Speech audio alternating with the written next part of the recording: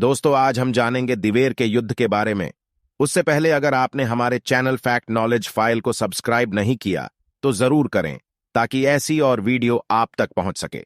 दोस्तों, विश्व विख्यात और ऐतिहासिक दिवेर का युद्ध अक्टूबर 1582 में महाराणा प्रताप और अकबर की सेना के बीच लड़ा गया था। विजयदशमी के दिन दिवेर का युद्ध दिवेर छापली नामक स्थान पर लड़ा गया, जिसमें मेवाड़ की सेना का शौर्य देखते ही बनता था। एक ऐसा युद्ध जिसने महाराणा प्रताप द्वारा हल्दी घाटी में दिखाई गई वीरता और त्याग को आगे बढ़ाते हुए मुगल सेना को नतमस्तक कर दिया। प्रसिद्ध इतिहासकार कर्नल जेम्स टॉडके ने दिवेर के युद्ध की तुलना मैराथन युद्ध से की थी। दिवेर के युद्ध को मेवाड़ का मैराथन युद्ध भी कहा जाता है।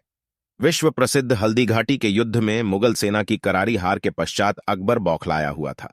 वह कैसे भी करके महाराणा प्रताप को पकड़ना चाहता था, जिसमें वह आजीवन असफल रहा। दिवेर का युद्ध महाराणा प्रताप और अकबर के काका सैरिमा सुल्तान खां के बीच लड़ा गया। इस युद्ध के समय अकबर ने काका सैरिमा सुल्तान खां को दिवेर का सूबेदार बना रखा था। 1576 ईस्वी में हुए विश्व प्रसिद्ध हल्दी घाटी के युद्ध में महाराणा प्रताप की जीत हुई, लेकिन कुछ छुटपुट इलाकों पर अकबर ने अधिकार कर लिया, जिसमें कुछ समय के लिए कुंभलगढ़, उदयपुर और गोगुंदा जैसे महत्वपूर्ण ठिकाने भी शामिल थे। लेकिन महाराणा प्रताप अकबर की पकड़ से बाहर थे। हल्दी घाटी के युद्ध में महाराणा प्रताप की जीत के प्रमाण भी प्राप्त हुए हैं।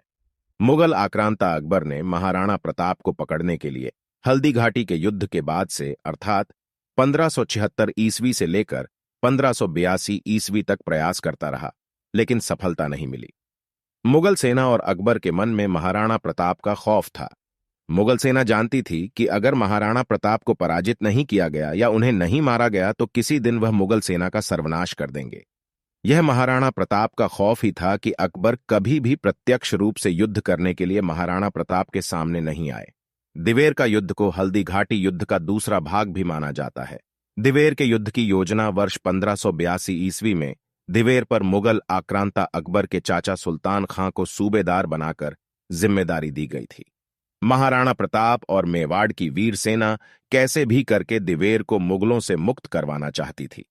इसी को ध्यान में रखकर महाराणा प्रताप और उनके सामंतों ने मिलकर अरावली की पहाड़ियों में स्थित मनकियावस के जंगलों में मुगल सेना को पछाड़ने की योजना। लेकिन महाराणा प्रताप के सामने सबसे बड़ी समस्या थी धन की। इस समय भामाशाह आगे आए और उन्होंने महाराणा प्रताप को आवश्यक धनराशि मुहैया करवाई, जिसकी मदद से महाराणा प्रताप ने विशाल सेना का गठन किया। दिवेर के युद्ध को लेकर रणनीति बनाई कि मुगलों को पहाड़ी रास्तों से आक्रमण कर, उनके हथियार लूटकर और गुरिल्ला युद्ध प्रणाली के द्वारा निरंतर हमले करके पराजित करेंगे। इस युद्ध में भामाशाह की सहायता मेवाड़ की सेना के लिए वरदान साबित हुई। दोस्तों, अब हम जानेंगे दिवेर के युद्ध की शुरुआत। दोस्तों, महाराणा प्रताप के नेतृत्व में दिवेर का युद्ध लड़ा गया था।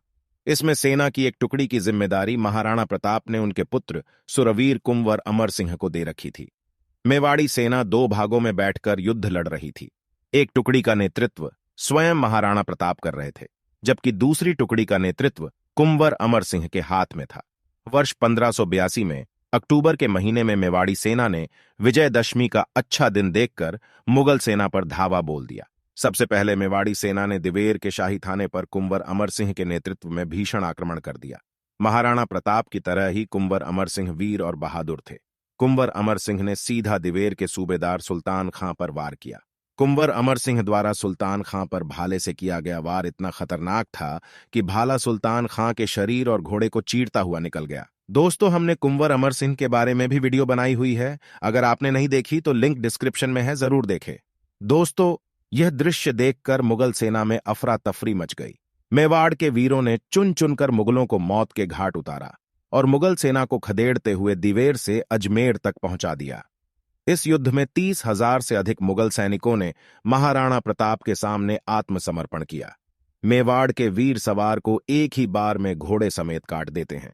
यह कहावत इस युद्ध के बाद ही प्रचलित हुई थी। इस युद्ध के परिणाम स्वरूप महाराणा प्रताप ने पुनः जावर, मदारिया, कुंभलगढ़, गोगुंदा, बस्सी, चावंड, मांडलगढ़ और मोही जैसे महत्वपूर्ण ठिकानों पर कब्जा कर लिया। दोस्तों, दिवेर के युद्ध के परिणाम और महत्व। दिवेर का युद्ध सामरिक और भौगोलिक दोनों ही दृष्टि से मेवाड़ के लिए महत्वपूर्ण साबित हुआ। इस युद्ध के बाद मुगल सेना में इतना डर था कि यदि कोई भी काफिला मेवाड़ की सीमा से गुजरता तो बड़ी रकम अदा करनी पड़ती थी। दिवेर के युद्ध के बाद मुगल सेना का मेवाड़ से समूल नाश हो गया। दोस्तों, यह था दिवेर का युद्ध। अगली वीडियो किस पर बनाए कमेंट में बताओ, और वीडियो अच्छी लगे तो लाइक, शेयर और फैक्ट नॉलेज फाइल को सब्सक्राइब